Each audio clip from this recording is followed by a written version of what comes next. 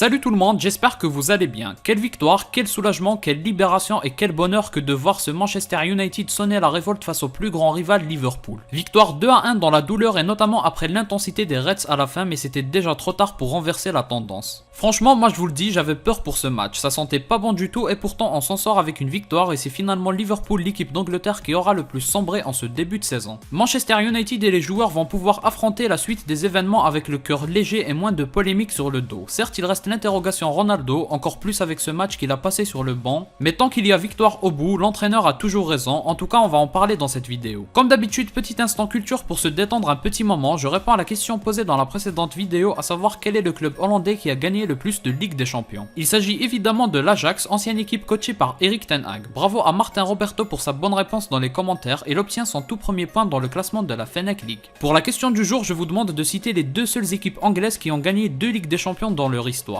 Bon alors Manchester United lance enfin sa saison, et ce face à l'éternel rival Liverpool, et quoi de mieux que de se lancer en enfonçant encore plus le rival avec des choix forts de l'entraîneur et des joueurs qui répondent enfin présents. Sachez qu'avant ce match, Rashford n'avait plus marqué depuis 7 mois, rendez-vous compte 7 mois, ça faisait un total de 17 matchs toutes compétitions confondues sans but. Et Sancho, ça m'étonnerait pas que ce soit encore pire, et pourtant ils se sont réveillés lors de ce rendez-vous si important où l'intensité et l'attente étaient à son paroxysme. Je suis vraiment heureux de voir cette équipe de Manchester United enfin prendre 3 points et enfin relever la tête. Tout n'a pas été parfait, il y a encore beaucoup de travaux en attente et des questions auxquelles il faudra répondre, mais là maintenant il faut tout simplement savourer ces 3 points tant attendus. La première mi-temps s'est déroulée en 2 temps. D'abord un Manchester United qui a secoué Liverpool pendant une bonne vingtaine de minutes, ensuite la tendance s'est inversée. C'est Liverpool qui a bien secoué les Mancuniens et qui a provoqué 2 cartons jaunes, l'un pour Varane et l'autre pour Dalot, contre seulement un jaune pour Alexander-Arnold. La différence des temps forts de chaque équipe est très intéressante et montre la complexité du football. Manchester United n'a absolument pas eu la même mise sur le ballon, pourtant dès qu'ils ont eu la balle au pied, ils cherchent constamment Fernandes qui envoie Rashford ou Sancho dans la profondeur et ça fait beaucoup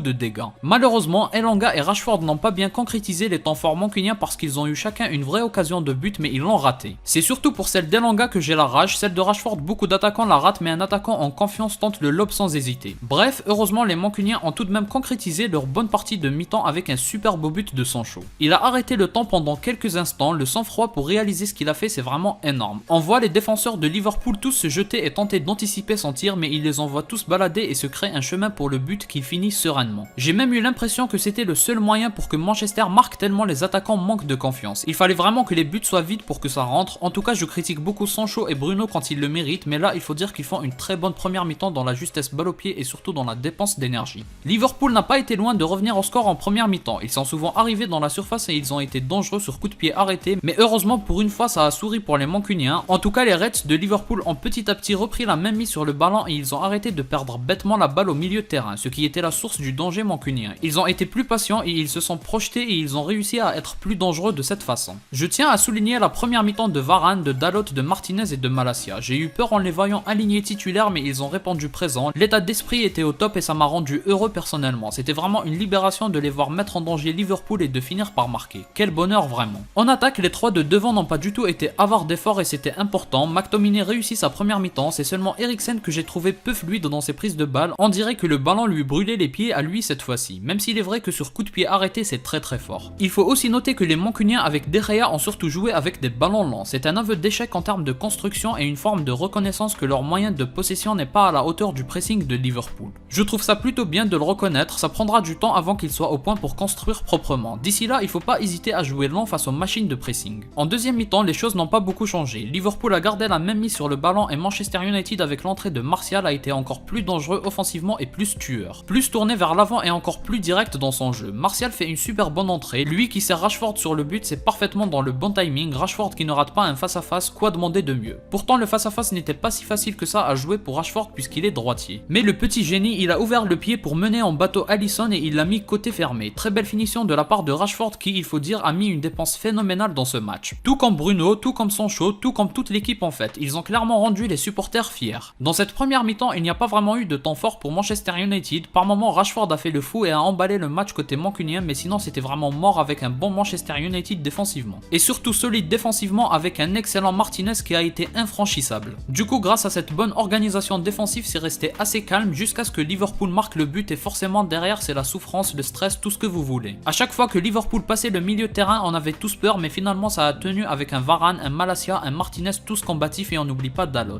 Ils ont tous été à la hauteur, on les félicite pour ça, l'entrée de Fred est aussi très bonne, il récupère pas mal de ballons, franchement j'ai pas de critique à formuler, sauf peut-être la passivité sur le but de Liverpool, mais à un moment ça arrive forcément. D'ailleurs même De Gea a répondu présent quand on a eu besoin de lui. Clairement cette fois-ci ils méritent tous un bon 8 ou un bon 9 sur 10. On le dit assez quand ils font n'importe quoi sur le terrain, donc il faut aussi le dire quand ils réussissent leur match. Cette équipe manque encore d'efficacité offensive, c'est pas encore ça la finition chez tous les joueurs, mais ça a suffi cette fois-ci. Parlons maintenant de Ronaldo qui a fait son entrée vers la 85e minute, c'est évidemment beaucoup trop tard surtout quand Liverpool a marqué. Mais bon, comme à l'entraînement, son attitude a été très bonne, il a fait le taf qu'on attendait de lui et il a tenté sa chance. Personnellement, j'aurais aimé qu'il entre une dizaine voire une quinzaine de minutes plus tôt. D'ailleurs, je sais pas si vous aussi vous l'avez remarqué, mais vers ces moments-là, Eriksen était beaucoup trop haut sur le terrain. C'est à ce moment-là qu'il fallait faire rentrer CR7 à mon avis. Fred l'a lancé une ou deux fois en profondeur, mais bien sûr Eriksen n'a aucune chance en vitesse. Bref, c'est un match réussi qui nous apporte enfin beaucoup de joie, donc on ne va pas parler en mal de ce match, mais bien sûr que Ronaldo sur le banc ça pose des questions. Même si à mon avis, vu la stratégie de jeu choisie, c'était une bonne idée de la part du coach. Pour moi, Ronaldo doit être titulaire quand Manchester peut dominer le match et multiplier les occasions. Ça sert à rien quand United doit jouer des coups comme ils l'ont fait face aux Reds de Liverpool parce que tout simplement il n'a plus le cardio pour tenir un match entier à faire des appels en profondeur constamment. Il faut qu'il soit mis dès le début du match quand United a la main mise sur le ballon et quand les coéquipiers peuvent le bombarder de ballons dans la surface. En plus, il est très utile pour construire proprement une action, donc si c'est pour jouer en un coup avec un contre rapide à pleine vitesse, oui Ronaldo n'est pas l'idéal dans l'effectif mancunien pour ça. Je reviens rapidement sur le premier but de Sancho. Je vois plein de monde reprocher à Van Dijk d'être resté immobile, les mains derrière le dos sans intervenir. Je comprends totalement cette critique, mais c'est surtout Milner qui se fait avoir sur cette action. Van Dijk ne pouvait pas deviner que Milner allait se faire avoir de la sorte. Mais dans l'idée, je suis totalement d'accord avec cette critique. Moi aussi, j'en ai marre de voir les défenseurs reculer et laisser de l'espace à l'adversaire sans jamais intervenir. C'est vraiment frustrant de voir ça, c'est devenu une tendance à croire que les joueurs ont peur de se faire dribbler. Absolument personne n'ose plus s'engager. Mais bon, sur ce coup-là, tout reprocher à Van Dijk c'est trop. Il y a aussi Milner et surtout Alisson qui se fait avoir en essayant d'anticiper. Voilà donc pour le débrief de Manchester United face à Liverpool. J'annonce Manchester United champion d'Angleterre et on souhaite la bienvenue à Casemiro. Si vous avez aimé, laissez un like, commentez, partagez et abonnez-vous pour me soutenir. Je compte sur vous, moi je vous dis à la prochaine, portez-vous bien.